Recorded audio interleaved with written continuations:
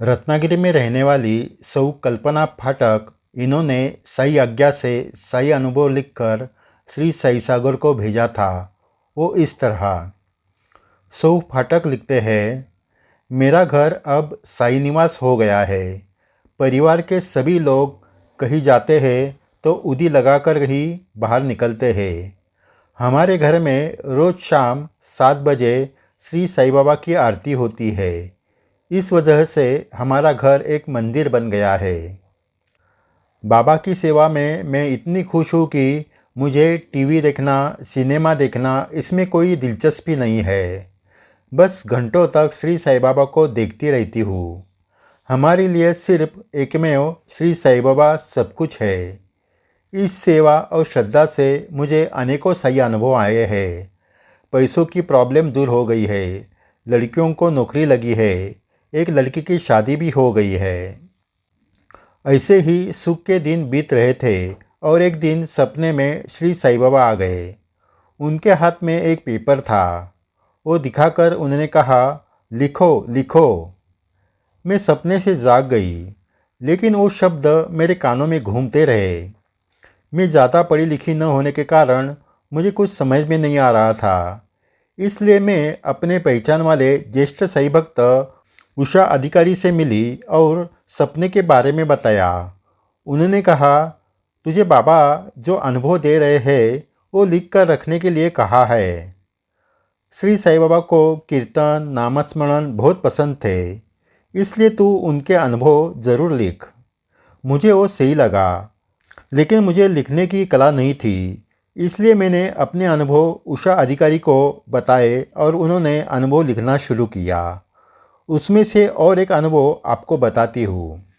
हम जब बाबा की सेवा करते हैं तो बाबा हमारी परीक्षा भी लेते हैं। ये सब साई भक्त जानते हैं। ऐसे ही एक दिन बाबा ने मेरी परीक्षा ली।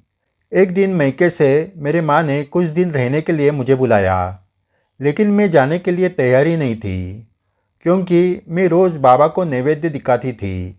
अगर मैं मैके गई तो बेटी उसके काम की वजह से नैवेद्य दिखाना भूल गई तो बाबा भूखे रह जाएंगे। मेरे बेटी ने यह पहचान लिया। उसने कहा, माँ, तुझे बाबा के नैवेद्य की चिंता है क्या? मैं बाबा को रोज़ नैवेद्य दिखाऊंगी। मैं भूलूंगी नहीं, तू ज़रूर जा। मेरी बेटी बड़ी थी, इसलिए उस पर जिम्मेदारी डालकर मैं मैके गई। बहुत दिनों के बाद मैके जाने से सभी बहुत खुश हुए। दूसरे दिन सभी एक साथ बैठकर खुशी से खाना खाया, गपशप हुए। फिर मैं एक पेपर पढ़ते पढ़ते लेट गई। मुझे कब नींद लगी मुझे ही पता नहीं चला और मुझे एक सपना आ गया। सपने में मेरे सामने श्री साई बाबा आकर खड़े हो गए। कंधे पर झोली, हाथ में भिक्षा पत्र, चेहरा एकदम उतरा हुआ था। वो कुछ बोले नहीं, लेकिन मैं सब समझ गई। मैं एकदम नींद से जाग गई। मैं समझ गई कि बेटी ने आज बाबा को नैवेद्य नहीं दिखाया होगा। वो भूखे रह गए हैं। अब मुझे वापस घर जाना ही बेहतर है। मैंने किसी तरह माँ और पिताजी को समझाया और घर वापस चली आई। मैं दूसरे ही दिन घर वापस आई, ये देखकर बेटी चौंक गई। उसने कहा, माँ, ऐसे दूसरे ही दिन क्यों आ गई? 4 दिन आराम करना था ना, मैं सब संभाल लेती। पहले ही तुझे रोज़ काम पड़ता था ना। बैठो, मैं तुझे चाय लेकर आती हूँ। मैंने उसे रोककर कहा, मुझे चाय नहीं चाहिए, पहले मुझे इस सवाल का जवाब दे। बाबा को नैवेद्य दिखाया था कि नहीं? सच बोल। उसने सिर झुकाया और कहा, माँ, मुझे याद नहीं रहा, मुझसे गलती हो गई, लेकिन मैंने जानबूझकर नहीं किया, मुझे क्षमा करो। मैंने कहा, आज गलती की, वैसे रोज़ गलती करती, इसलिए बाबा मेरे सपने में आए और वे भूखे हैं ये दिखाया, इसलिए मैं वापस आ गई। इतना कहकर मैं तुरंत पूजा घर में गई। बाबा का फोटो देखकर मेरे आंखों में आंसुओं की धारा लग गई।